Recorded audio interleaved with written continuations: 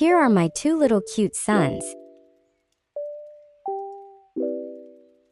Let me show you how I got here. I got this cage from my neighbor when they gave me the hamster. It's full cheek, quick, clean, small pet habitat from PetSmart. It goes for $69.99. The size is 23.7 inches long, 18.1 inches wide and 16.6 inches high. So according to this box, this cage has 393 square inches of floor space, which is too small for my hamster that makes him sleep under the running wheel. So I designed a unique hamster enclosure for Grevy. Here's the 3D modeling for the enclosure. The size is 48 inches long, 15 inches wide, 21 inches high for back and 17 inches high for front. And it has 720 square inches of floor space. First things first, the wood I use for this enclosure is a sheet of 4 feet by 4 feet 3/4 inch, and a sheet of 2 feet by 4 feet 1/2 inch, pure bond birch plywood from Home Depot. Home Depot will also cut the wood to any sizes you'd like, which is very convenient to anyone who doesn't own large saws.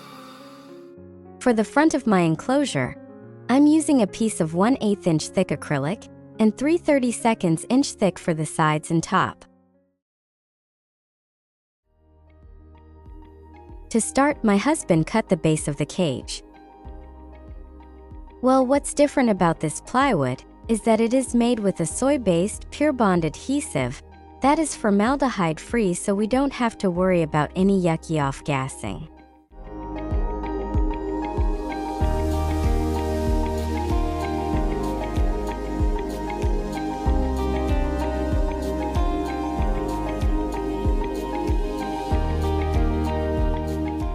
Now we have the baseboard.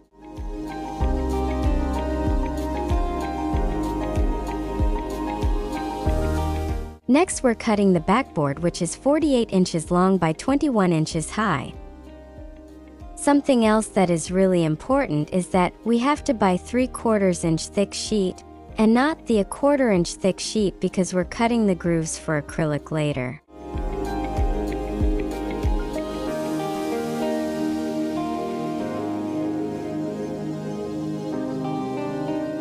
Here's the grooves we cut for acrylic. We're going to insert 3 pieces of acrylic to the front and 2 sides.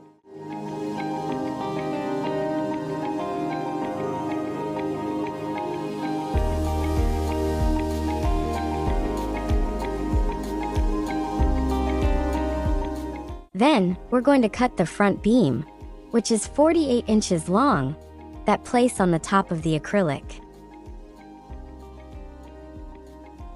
Here's what we have: baseboard, backboard, front column, and the side of the cage.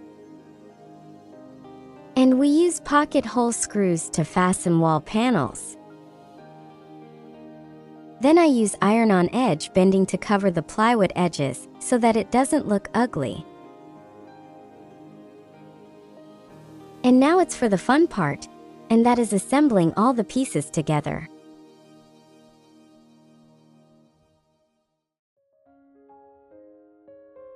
Finally, we're assembling the top back panel, and we drill some holes for the ventilation.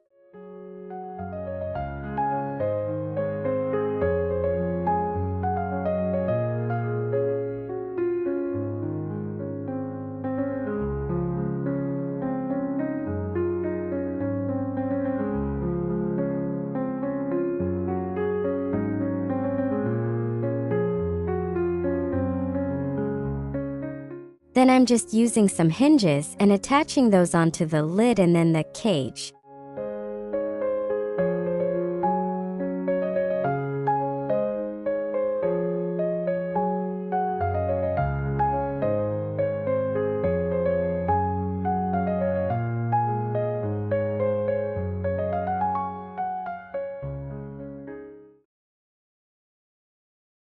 And then Grevy's brand new enclosure is complete. It's definitely not perfect, but things don't have to be perfect to be usable. if there's a flaw, we're still pretty proud of ourselves. I hope this video maybe helped someone out there build their own enclosure, or gave someone some inspiration to building their own.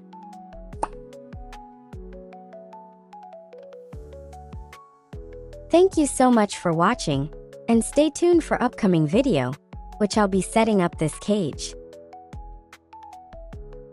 So I'll see you guys in my next video.